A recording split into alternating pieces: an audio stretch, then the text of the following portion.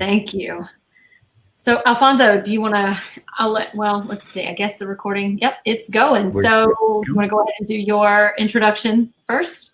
Okay, well, welcome everybody again. I also go back to Daytona days. Let's see, I've been a AP Lang teacher for about 20 years, 24, somewhere like that. Started reading in 2003 in Daytona. Been a reader since then. Spent some time on the development committee, 2011, 2015. In 2015, I became both a question leader and a consultant.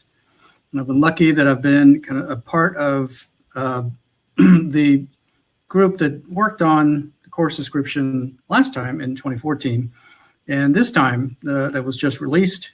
Also part of the group that worked on the rubrics. Don't throw anything.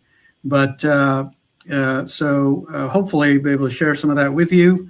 And I was an exam leader for our adventure in online scoring back in June of this year for the AP reading. So thanks for being with us today, and we will get started in a sec. All right.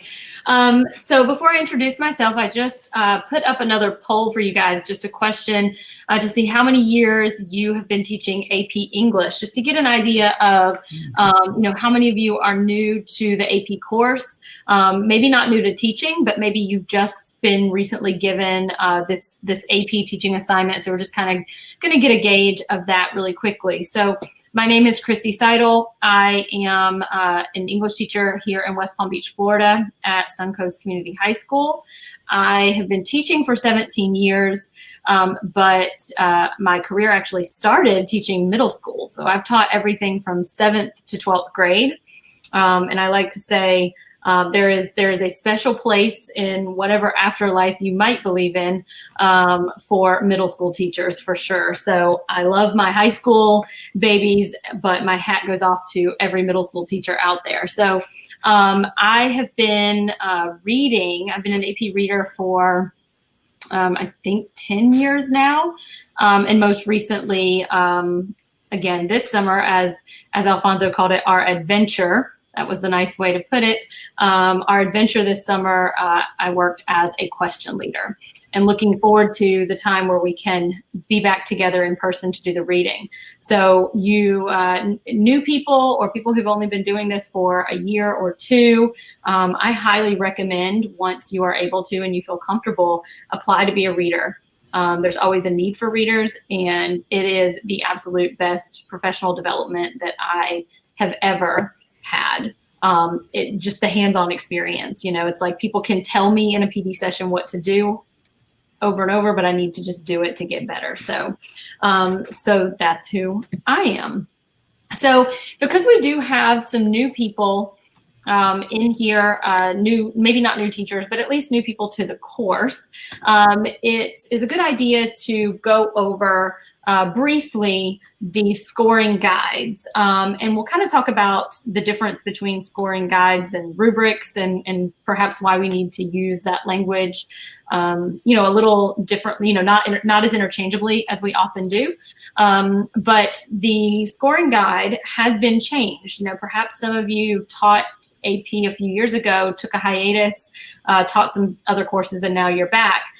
So we are no longer on a 9-point holistic scale, but on a 6-point analytic scale instead.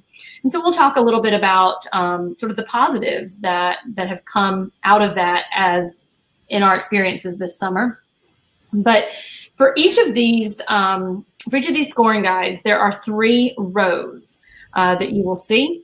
The first row is your thesis statement row, and students will be awarded either no points or 1 point for that. We could spend an entire session breaking down how to get that thesis point or how not to. That may be, a subsequent session some other time, but just know that, for the purposes of just knowing the new guide, it's either 1 point or none. For row B, for the evidence and commentary section, students can earn a scale of 0 to 4 points in that. And we'll notice in these rows, as you move, that the important and is here. The idea of having evidence and differing levels of commentary. So we'll break that down perhaps a little bit further. And then row C, again, much like row A, is either it does not earn the point or it does. So it either meets the criteria of having sophistication or it does not. And you'll see that that is the same across all three of these scoring guides. Alfonso, I don't know if there was something you want to speak to about the differences that sort of set apart the three of these. Yeah, a little bit, and just kind of to go back a tiny bit on the difference between the rubric, which these are the rubrics, right? And they're typically actually in 2 pages, and we'll talk about how those kind of get spread out in different scales, and that's kind of the real topic tonight. But the rubric here is essentially the same. And that gets turned into the scoring guide at the reading, because the scoring guide itself, and it's a minor detail, but the scoring guide actually has examples for the score points, right, from student essays. Okay, so that and those scoring guides are what are eventually going to be used, and those are the ones that we used this summer for the actual scoring, right? So the rubrics are the things that you have right now. We do have some scoring guides available for the 2018 and 2019 samples. There are samples from the 2020 this year's exam out there. So anyway, so the difference then between the actual rubric, very subtle difference. That's a good question. Then the scoring guide is created from the rubric, right? And the scoring guide, again, gives us some examples for each of these score points for readers to use, right? And we'll have those eventually when we have a full exam and we're able to create these for all 3 questions, right? So that's kind of one of the things that we want to pay attention to. Now, in the rubrics themselves, of course, our focal point, and this was deliberate, in terms of the design of the rubric, is to focus there in the row B, right? So there are reasons why there are 4 points in row B, because we felt like that should be the focal point for for instruction, right? And that's really where kids struggle mostly, in that a selection of evidence, the application of evidence, and of course the explanations, right? The commentary. That's always, I don't know about you all, but that's how our kids struggle. My kids, that's what they struggle with the most, right? So that really should be the focus of our instruction, right? So where the thesis still merits and warrants attention, our focal point, one of our main focal points as we focus on instruction, is row B, right?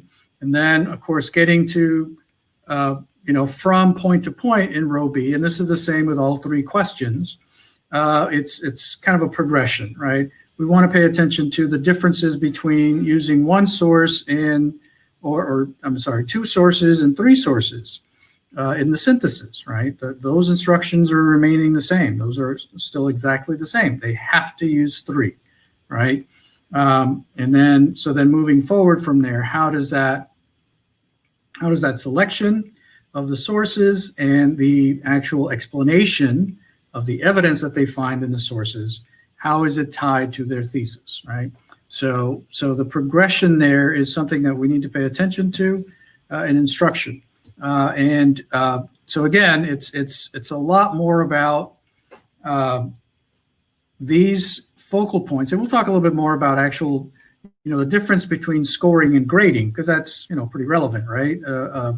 In terms of, so for instance, I always tell my kids, look, I can score papers, and I used to be able to score papers really quickly, because again, if we've used the old 9-point scale, that was pretty easy for us. But we understood that it was a different evaluation, right? It was a timed writing, and again, because we are told that the reading repeatedly, right? We consider certain things, right? This holistic scoring, the holistic approach to the essay, always considering two major things, right? That we need to reward students for what they do well. And by the way, that was still repeated a lot this summer. And consider the testing situation, consider the timing, and consider the high pressure, right? The high stakes testing, right? So we consider those things when we score, right? So that's something that we need to think about as well. Now, on the other side of that, and Kristy will talk a lot more about this, a lot of times we need to focus on very particular things that exist in the scoring guide, right? And that's kind of where these scales will come from, right? And for the most part, it's partly accountability for our students, right? So they need to work on particular things. And a lot of times we need to hold them accountable for that work, right? And that's one of the ways to do it. And kind of converting this rubric as it is going to be used, right? All the time now, into something that we call a grading scale, right? That's useful, right? But we still have to maintain that when we score essays, right? Let's say we have a practice, because I have a practice at the very beginning of the year. Somebody was asking that in terms of when do we start. We have a diagnostic, but I make it very clear that it's a diagnostic. It's not a big deal. And so anyway, so anytime we do that, I always explain to my students that there's this big difference between grading and scoring. And I also tell them, you can absolutely come to me with your essay and argue for a higher score. And I always guarantee them that I won't lower their score, because we all know that when we look at essays again, we're going to find some more stuff that they should work on, right? But anyway, so a lot of these grading scales then address a lot of those concerns for us, and that's a good thing, right? Okay, I'm sorry. Okay, I muted myself just in case there was sorry. background noise. And okay, there was a question about it being recorded. So the recording will be sent out tomorrow. It'll be emailed to all of you who registered. Yeah, so I'm going to go ahead and move forward. So one of the things that I feel really passionately about is trying to get the word out. And what I do in my classroom is make sure that I understand that the scoring guide does not equal a formative rubric necessarily in the classroom. So that was exactly what Alfonso was just talking about a moment ago, this idea that, this guide, this rubric that we were just looking at, or these rubrics, are something that are used in June to place a score on a piece of student work that was done in May after months of work, months of hopeful growth, months of instruction. So to use this guide as is in the classroom in August or September or October is not necessarily wrong, but I feel that there are things that should be done in order to sort of modify and scale it and to be able to allow students that growth, right? So one of the things that comes up in the Facebook group a lot is kind of perhaps it's a pet peeve, but I think more so than a pet peeve, it's important for us to change our thinking and change our mindset to the fact that this is not a pass-fail exam. So we often hear teachers, and it's second nature to us. I've done it myself, where I say, I had 75% of my students passed this year. My pass rate dropped, and I know that Some of that comes from administrations. Some of that comes from districts who place importances on these scores, etc. But the reality is that this is not a pass-fail exam.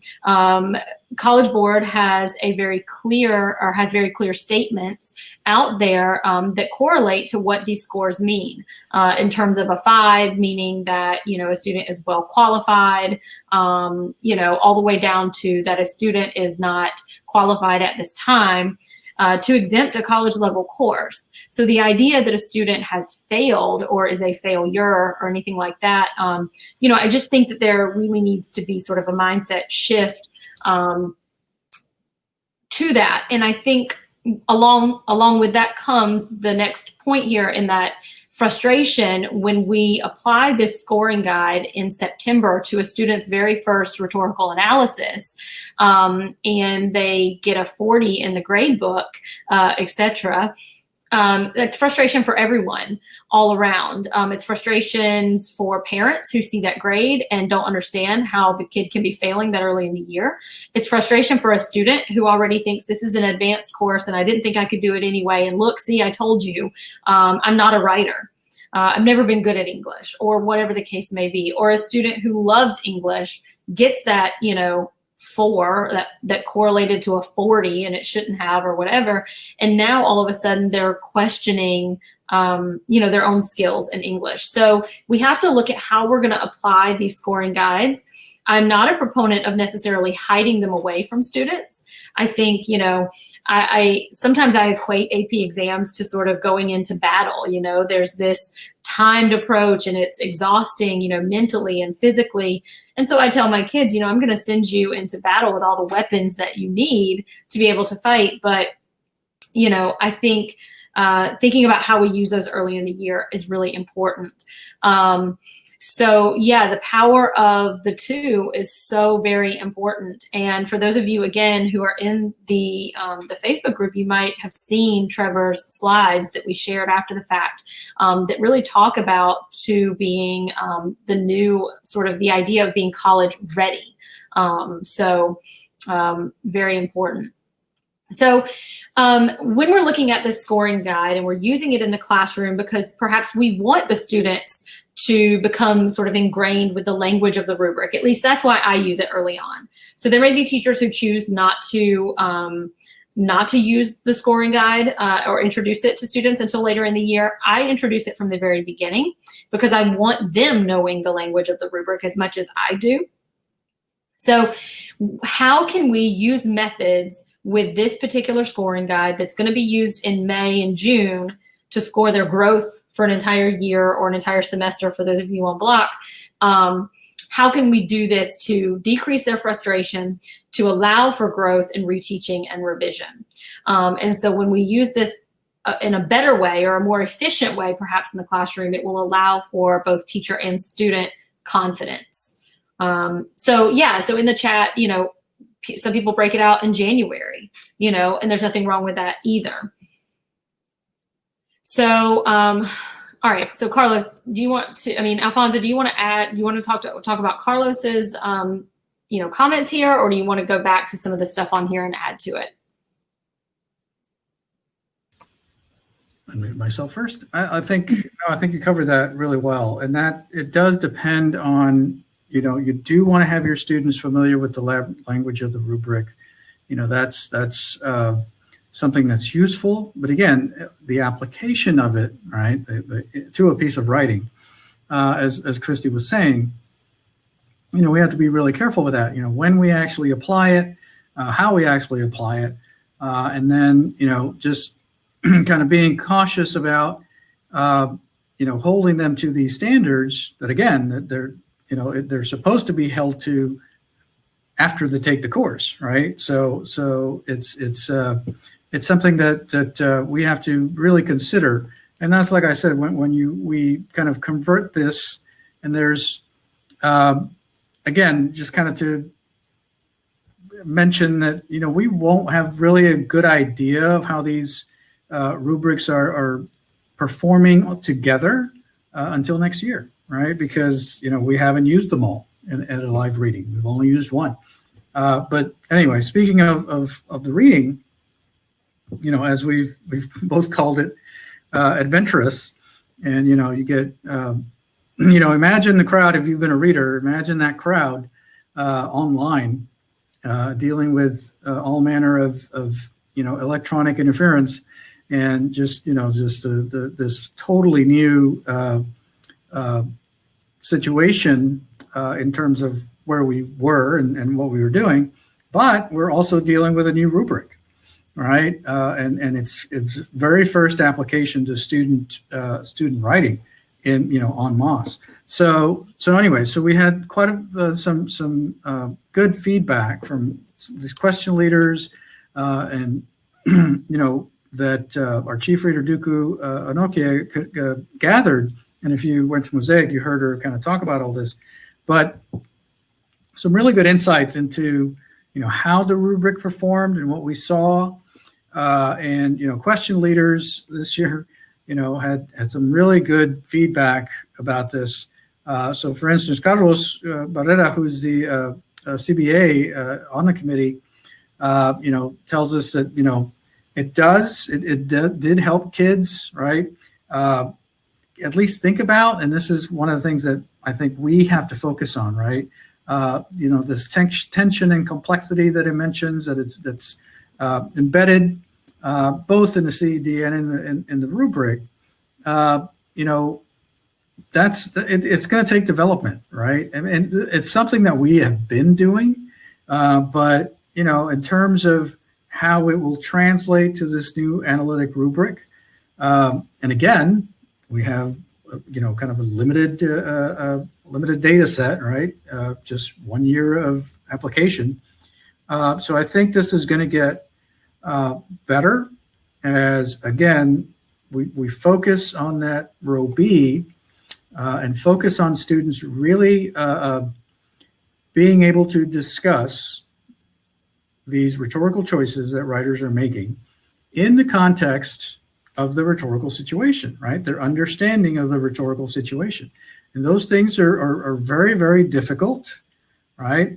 I always tell my students that all of these things are about this writing process that we talk about, right? So we have to identify those things in another writer's, another speaker's process, right?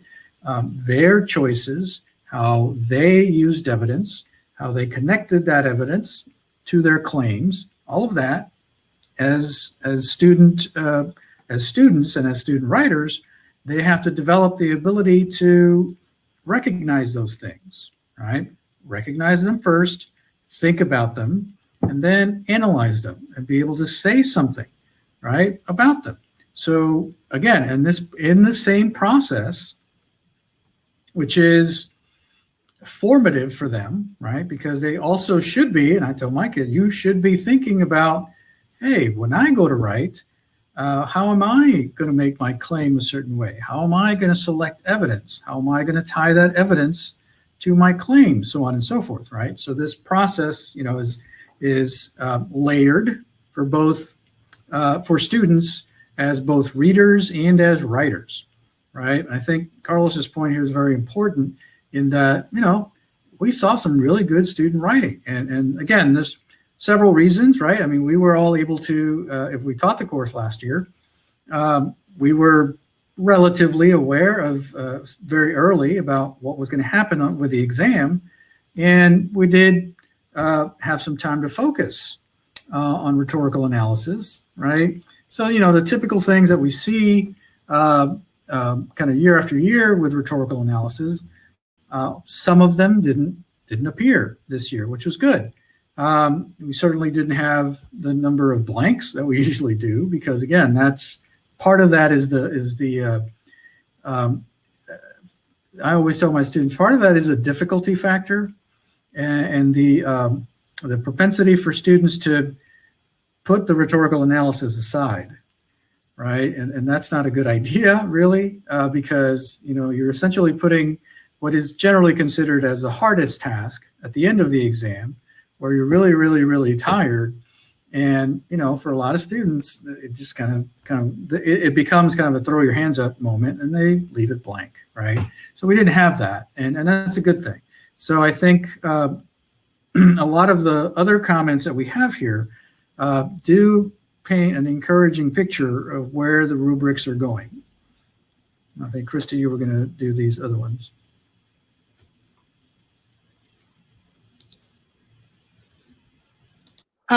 So some of the advice that was given were to,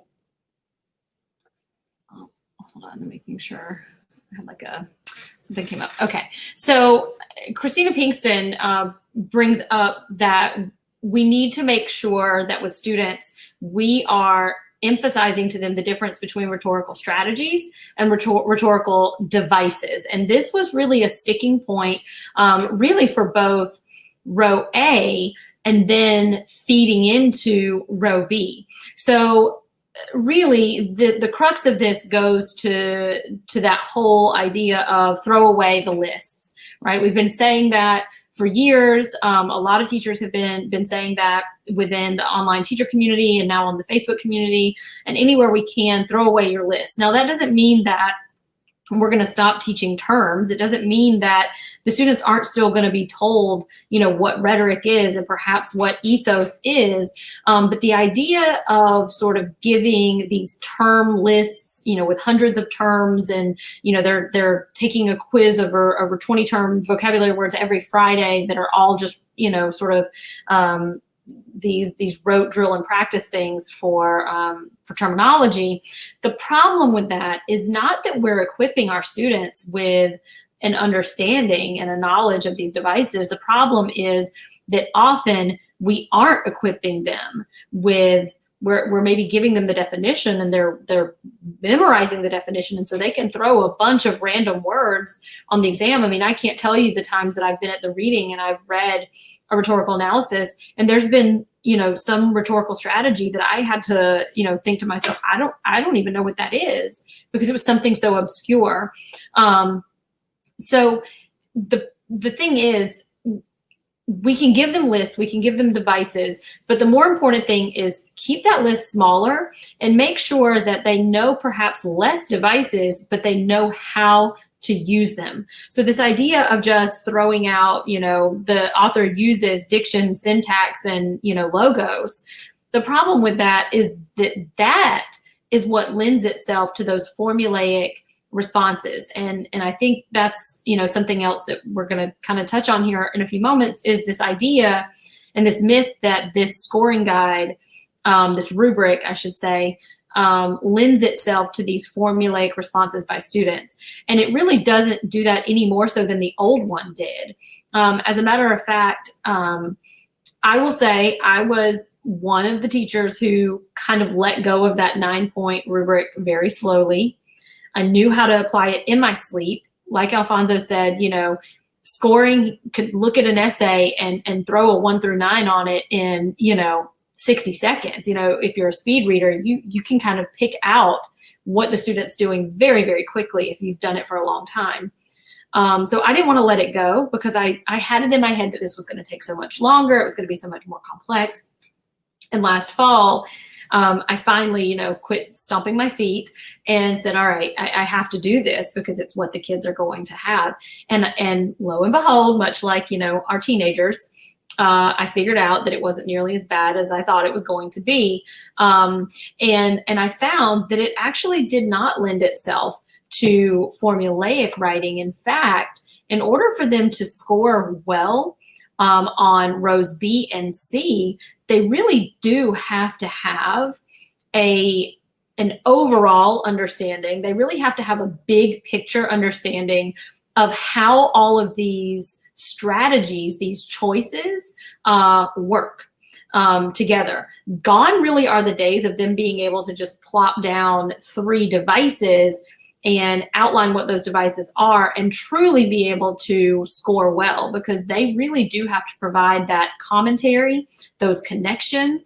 And then of course, to get the row C, sophistication and style point, you really need, it's not just about vocabulary so much as the connections made.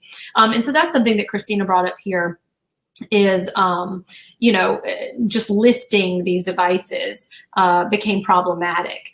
So, she says some students, but not as many as I had hoped, were able to grasp the concept of rhetorical choices as a whole.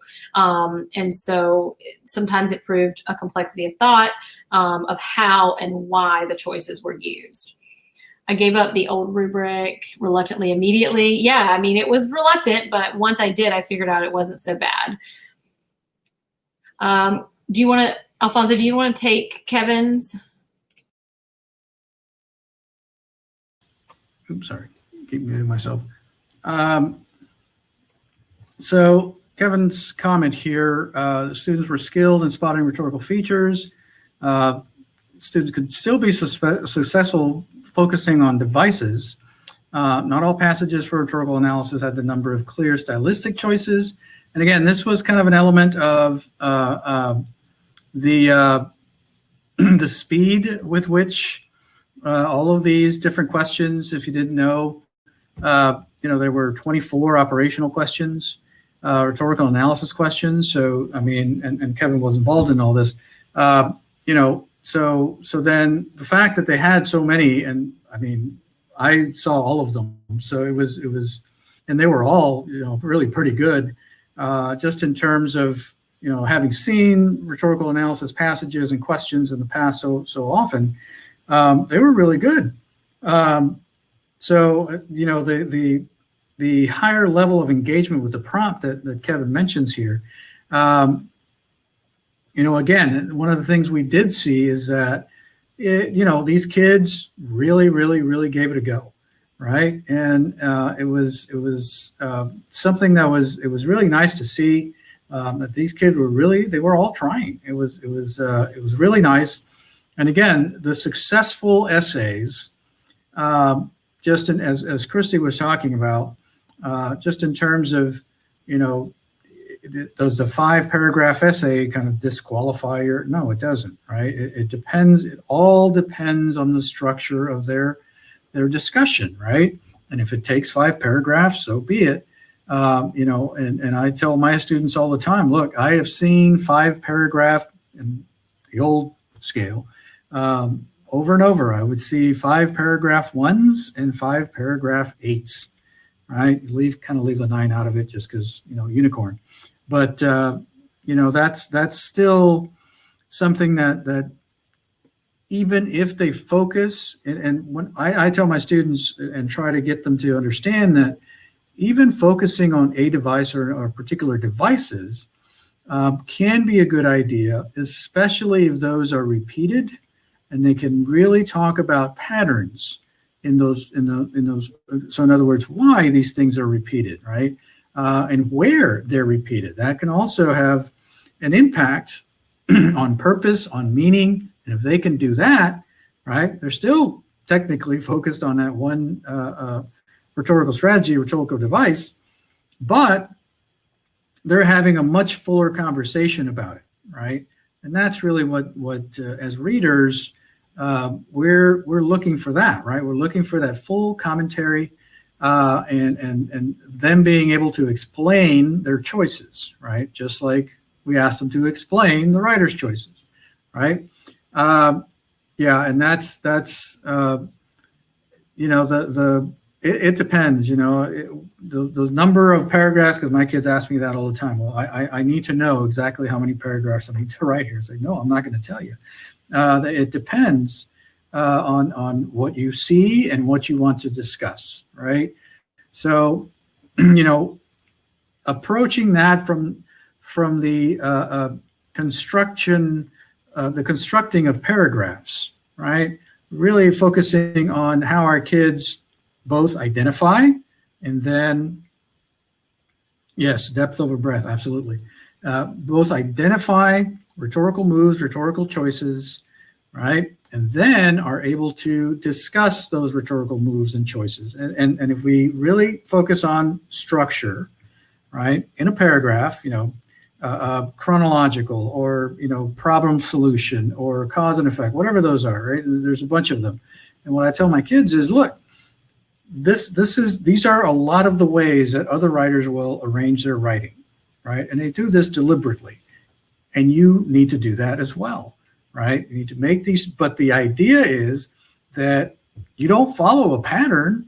It's that you use these things to your advantage, right? You learn what they look like and you learn how they function and how they should function. And then you turn them and use them yourself when you feel it's necessary. We're just talking about that today. So you want to become, and I heard this several years ago. So you want to really become rhetorically adept, right, to any situation. And that is that you understand what these structures are supposed to do within an argument, within analysis, within, just writing, and then have them at your disposal to use them when you need to use them, right? And then the task becomes something that you consider in that space, right? But then the construction of your response is completely based on your ability to, apply all of these skills, right? And one other thing I tell them is like, look, and if you don't develop these skills, we practice these skills. We focus on a couple of them at a time, and then we review, and then we make sure you know what they look like, and you make sure how you develop them. If we don't do all that, right, and we apply this process every single time, guess what happens when you sit for the exam, right? The things aren't going to fall out of the sky, and all of a sudden you're going to be, rhetorically adept. I heard the word, therefore I think, therefore I am. That doesn't happen, right? I said you will use the skills that you have, right, as a writer, as a reader, in those 40 minutes, right, in that time frame, in those 2 hours and 15 minutes of the writing section. Whatever you have already developed, all of those skills, that's what you'll have to use, right? So again, developing them and recognizing them in rhetorical analysis and in any of the arguments that they write over the school year, those are the things that they have to really focus on and develop continuously, right? In order for them to, have them there when not only when they sit for the exam, that's a good thing, but anytime they write for any purpose, right? They're able to kind of look at the rhetorical situation and decide, this is the type of writing I need to do. So, Sorry, I get excited. No, that's okay. So in the chat, there's actually something that was brought up that I think is pretty important, and I think it will actually sort of segue us into really talking about how to put this into practice then in the classroom. With all that being said, it's like, this is what we want to do. This is what we need the kids to do. So how do we put it into practice? And one of the points that was brought up was that someone says that the students got frustrated because they stayed in the 2 to 3 range for row 2. And so that's why this person strayed away from this scoring guide and went back to the 9 scale. And then someone agreed and said, when the kids got stuck in the 1, 3, 0 zone, there's nowhere to go. Whereas before, if they came in at a 5, there was the 6, 7, 8, 9. So I'll let you correct me, perhaps if I'm a little bit wrong on this, but with the new scoring guide, with the 1 to 6, it sort of eliminated. What we found is that before, the 6 was, if you remember the language of the holistic guide, a 6 was adequate, right? So it was good enough. And the 7, 8, 9 was really where we started to see some nuanced writing. We started to see levels of sophistication. But in essence, really, whether the kid was getting a 7 or an 8 or a 9, it was all just varying levels of a sophisticated essay that was going to make them eligible typically for college credit anyway. So it kind of was unnecessary in a way, I guess. If we're looking at just using this is the tool that we're using to decide, can this kid think and write well enough to exempt this course? Yes or no? And so there really isn't a need to determine, well, the kid can exempt it, but they can like really exempt it because they're really sophisticated. Either they exempt it or they don't. And so there was, really by sort of narrowing that down and giving us that 1 to 6 scale, it really just tells us what we need to know about the student's eligibility for that college course. So if students are stuck in that 130 zone, and there's a frustration because there's not as much growth for them to see like they used to see on the 6, 7, 8, 9. That is where you can start to get into some of the things that Alfonso is going to bring up in just a moment with perhaps adding in half points, ways for them to show growth rather than it just being an all or nothing kind of thing. And then one of the questions that was over in the Q&A was, as a new teacher, leaning heavily on the experts, leaning on the Facebook group and websites like Garden of English. What about a really well-written thesis sufficing as an introduction paragraph? So there's that question, and then there was an additional question of, hold on, I lost it now. Oh, what happens if there's a misread? So those are two things, Alfonso, I'm going to let you speak to. So what happens if there's a misread? And then what if a student writes a really well done thesis statement and uses that as their full introductory paragraph? That's a great question. I don't think I saw one. I think it would work in terms of the point. We like to kind of teach our kids that there are, several ways to develop a thesis and, just kind of in general. So I do have to say that I really didn't see one that I can recall. And so that's hard to tell, but given that, if it's a pretty elaborate thesis, I would think that it would earn the point, especially if, and this was kind of one of the points that kind of gave us some back and forth during the reading, especially if that thesis then becomes well developed in the body of the of the essay, right? So in other words, if they take these points in the thesis, the many rooms, that's gone. That whole house was moved to a different state. Sorry, but that's kind of, I just saw that in the chat.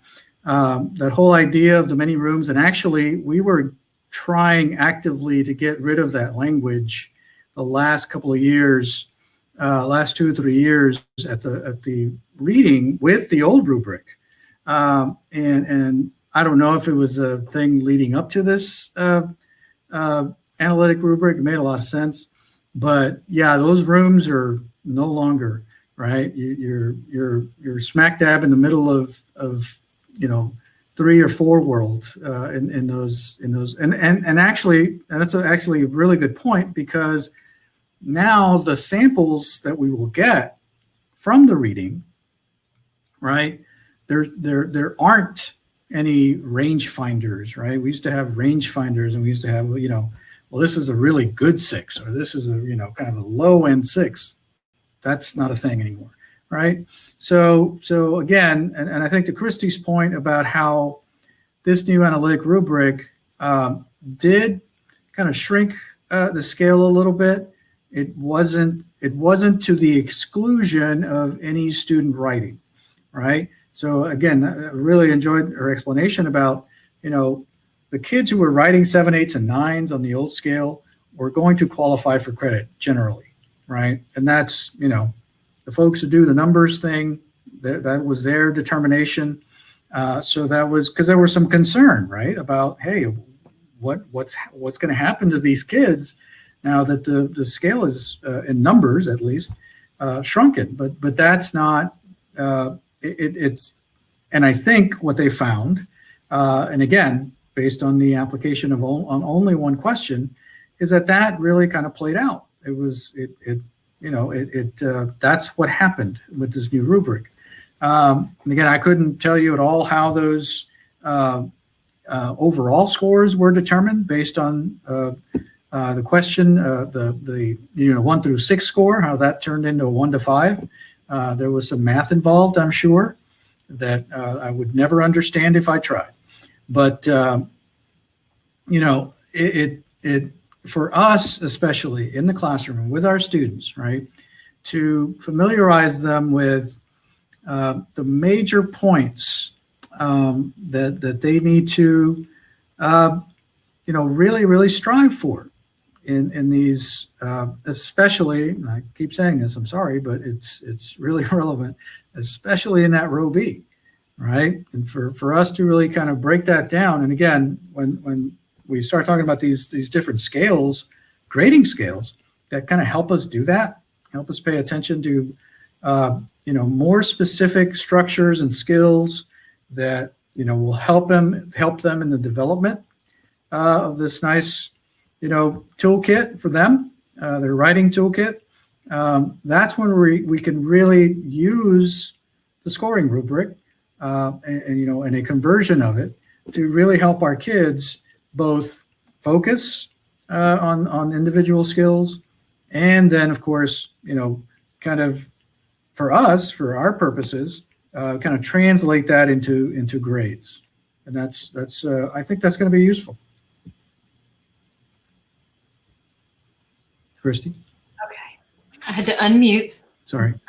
I'm keeping myself quiet over here.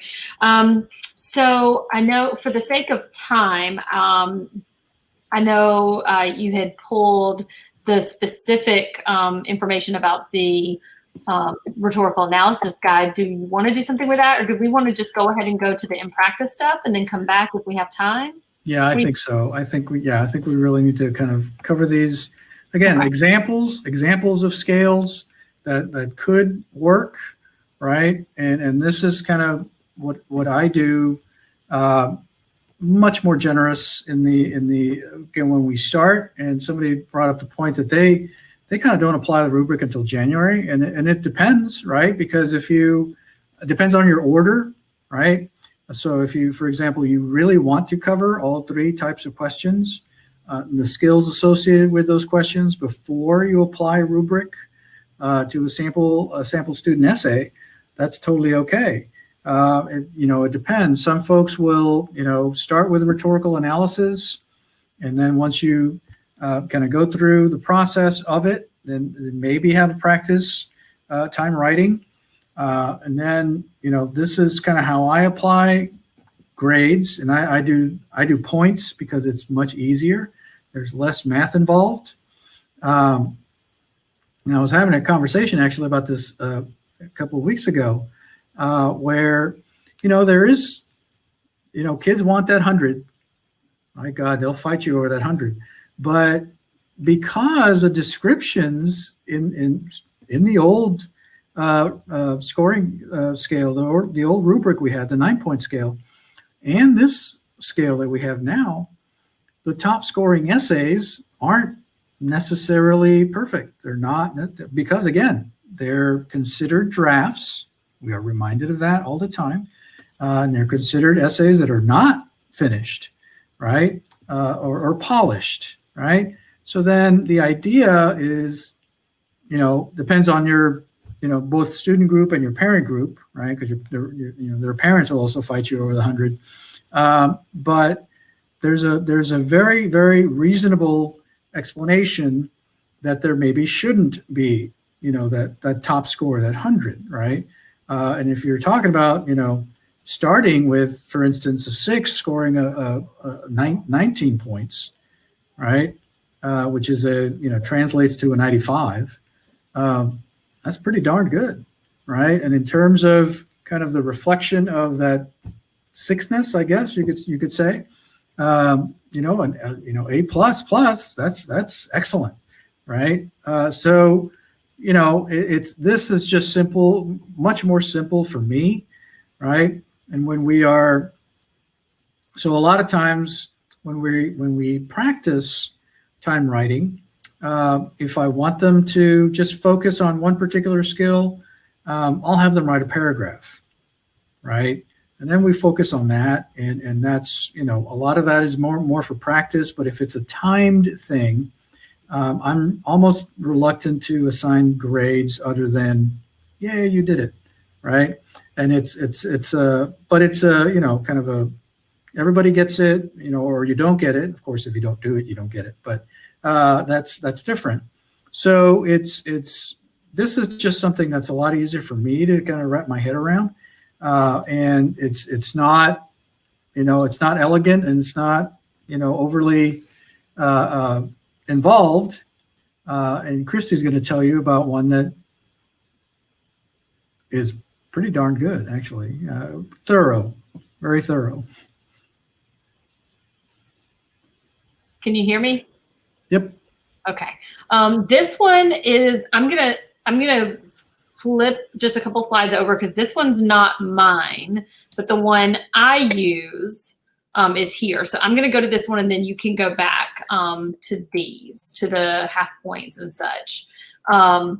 So what I've done for quite a few years, and I did this with the 9 scale, and so I had to kind of make it work for this analytic rubric. And I'll actually say that Aaron Giliego, some of you may know him from the Facebook community, is the one who kind of created the skeleton of this, and then I went in and kind of adjusted the numbers to make it fit for me. So it looks a little daunting when you see it, all on, the screen together and that kind of thing. But basically what I've done for many years is that I have had a 3 or 4 scaled system, and my scaled system has loosely correlated to the quarters of the school year. And so what that has meant for me is that when students wrote on the old rubric, when they wrote a 4 in September, they actually would earn a fairly high score. It may be a low A or a high B or something like that, because a 4, yes, it meant inadequate, but it certainly didn't mean, that they didn't know what they were doing. So to have a 4 already in September, they were sort of protected by, the scaled system. And then as we move to scale 2, that same 4 out of 9 might drop them to a low B or a high C. I don't remember what the scale was at this point. And then as we moved into quarter 3, at that point, they had written countless essays. And if they're still getting a 4 in quarter 3, after however many essays, sometimes if I didn't do it by quarter, I would do it by like numbers of essays, like every 4 practices or every 3 practices, I'd move up a scale or something. And so the idea is that they have to grow in order to continue getting sort of that same grade they wanted. And when I moved to that quite a few years ago, all of my parent complaints and my student grade complaints, they practically went away. I mean, it was really magic because, like Alfonso said, they will fight you for those A's. These students want the high score. But also what it did was it allowed them to write without risk. Michelle, my students write essays fairly regularly. I mean, they've already done their diagnostic rhetorical analysis. We started 3 weeks ago, and they do a diagnostic very early on. I give them the bare bones of what rhetoric is, and then walk them through something very short, just kind of like, this is what I mean. And then I kind of throw them sink or swim and say, here, try this. And then we do a lot of practice, and my students will actually be doing another one that I will score using the scaled grading sheet. They are scheduled to do that either this coming up week or the beginning of the next. And then once we get rolling, we do them more and more regularly. But anyway, so you could choose to do it by quarter. You could choose to do it by every so many practices. That's just the way I do it. Some teachers choose not to move them into full essays for a while. Some teachers choose to only start with introductions for quite some time. But anyway, the way this works here is on scale 1, you add points depending on, so even if they have no thesis early on, like they're still getting a free like 16 points or 15 points or whatever. And then when you move into the evidence and commentary section, the same thing, 0 to 4 scale. And I can actually go through and I can check things off in these little check boxes to kind of give them a quick, like, the reason you're at a 2 is because you're misinterpreting or you're oversimplifying. I pulled things from the rubric itself. You're at a 3 because, it's pretty decent. You've got some commentary, you've got references, but it's still uneven. It's limited. And then for the sophistication, you got there. So it looks daunting, but it's actually a pretty quick system of just adding up the points. And what you'll find once you do it is that not only were the students able to see what their 0 to 6 score is, so they're constantly getting feedback of where am I sitting in the grand scheme of the exam, but then they get that grade that goes in the grade book that parents and administrators and kids, care so much about. And the grade ends up not being something that, ends up killing them. And so again, they feel like they can take risks. They feel like they can try it again and try it again and try it again. Because I admit, we do a lot of writing, but part of that is that I'm trying to build the stamina too. I'll be honest. I try to build stamina, so I do a lot of writing. So this is shared. And I also have one linked that is for AP Lit as well. It looks exactly like this, but it's created with the language of the Lit rubric, because I teach that course as well. So I'll go back for whatever you need now. So yeah, I think because we're kind of, I like that. I really like that scale. This really kind of involved one right here. Is something that, and if you all have been on the Facebook group for any amount of time, as soon as the rubrics were announced and or saw the light of day, a lot of these conversion scales just came flying out of all over the place. It was great, right? Because again, a lot of these kind of depend on what you're looking for specifically. So, this particular scale lets you do that. And I've taken this, and again, you have the handout and you can see it a lot more clearly, and take sections of it, right? And just take one section of it to, focus on either the thesis or focus on, these pieces of evidence or whatnot. But it does kind of break down these kind of smaller parts and assign kind of values to it, right? And that's really, I think, Kristy's scale, is really good because, and somebody mentioned that in the chat, anything that we can do that provides us the ability to give them feedback, right? Almost kind of automatically, right? Because, and kind of for us, depending on your paper load, if you can have something that is kind of that efficient, right? In terms of feedback, especially, right? Because, we want to make sure we do that. Somebody else kind of mentioned, how do we do that electronically? That's a challenge as well. There are several kind of, there's an app for everything, as they say, although that's probably passé by now. But, there's a couple of things, especially if you use Google. There's this thing called Mote, M-O-T-E, is an extension, a Google extension, that allows you to record comments. And making rubrics yourself in another LMS, learning management system, is always a thing. I've done, last year I did at the, my lit teacher kind of turned me on, is, what I do is I'll go through their essay in Google Classroom and I'll record a voice message on my phone. So she would just read it. As she was reading, she was commenting. And, then she would just upload that file for them to listen to as they reread their essay, right? So that's, there's several ways to do that. And Mote's really kind of neat.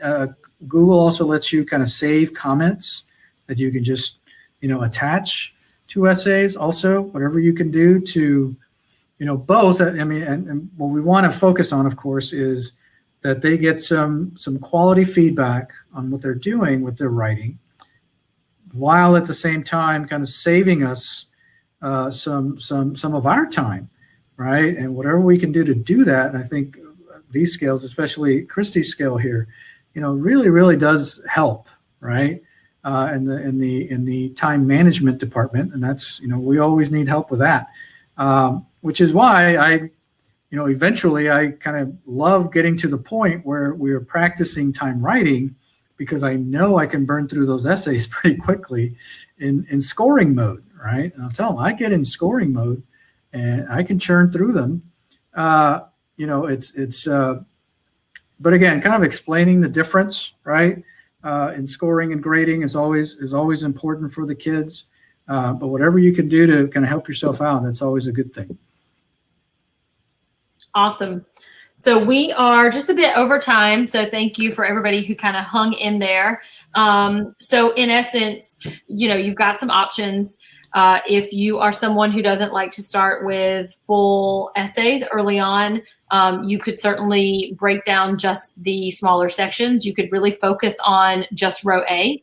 And perhaps instead of using the scoring guide as is or the rubric as is, if you're just working on row A, you could do this whole, a 0.5 score point thing, where instead of just a 0 or a 1, perhaps, for a month, you're working on introductions and thesis statements. And for that month, you're going to use the language of the rubric, but it's going to be a 0 or a 0.5 or a 1. They either got the thesis, they have one, but it's not really setting up a line of reasoning. And that whole line of reasoning thing, again, could be a whole other session, or they fully have it and it sets up a line of reasoning. So you have that authority to kind of go through and use it as a workable growing scale. So you could do that. You could do the scaled numeric system where they're writing full things and you're just scaling it for the grade book so that every parent and every kid's not emailing you about the C's that they're getting. So lots of different options there to use in the classroom. So it's definitely usable. The rubric does not have to lend itself to, formulaic, sort of boring writing from the students. You can definitely make it work, and you can definitely use it for growth for your students. All right, so I see, thank you everyone, 6 emails from the same student. Thank you, everyone. I hope we got some of these questions answered here. Saved hours of pondering. Well, thank you.